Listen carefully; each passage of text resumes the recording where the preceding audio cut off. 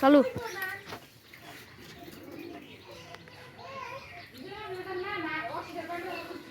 এরা ভিডিও করেছি চলতেছি তো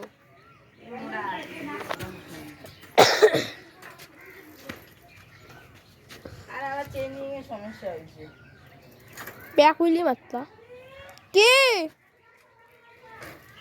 পাম না